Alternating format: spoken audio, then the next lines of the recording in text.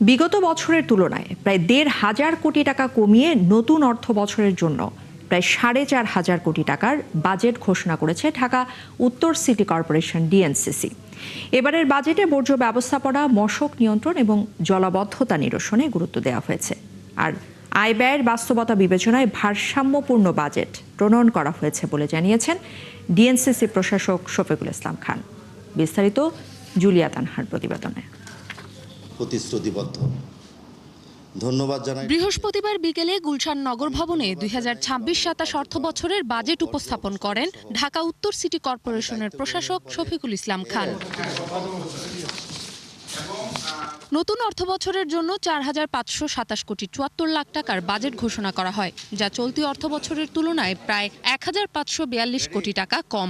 ২৫-২৬ অর্থ বছরের মোট বাজেট ছিল ৬,০৬৯ কোটি টাকা। চলতি অর্থ বছরের ২০২৬-২৭ বছরের মোট বাজেট ৪,৫২৭ কোটি টাকা ধরা হয়েছে, যেখানে গত বছরের তুলনায় ১৫৪২ কোটি টাকা কম হয়েছে।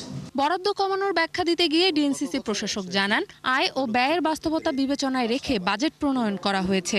সরকারি উন্নয়ন অনুদান ১৫০ কোটি টাকা, অন্যান্য আয়, সরকারি ও বৈদেশিক সাহায্যপুষ্ট প্রকল্প ৯৬৫ কোটি টাকা।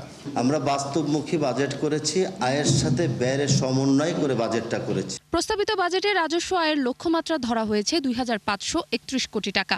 গত বছর এই লক্ষ্যমাত্রা ছিল ৩,২১৩ কোটি টাকা। বিভিন্ন ব্যয় খাতে বর্জ্য ব্যবস্থাপনায় বরাদ্দ রাখা হয়েছে ১৭৩ কোটি ৫০ লাখ টাকা, মশক নিয়ন্ত্রণে ২০৮ কোটি ৮৫ লাখ এবং খাল উন্নয়ন ও জলাবদ্ধতা নিরসনে রাখা হয়েছে ৪৫ কোটি টাকা। মশাবাহিত বিভিন্ন রোগ নিয়ন্ত্রণ করা, নগরের জলাবদ্ধতা প্রতিরোধে।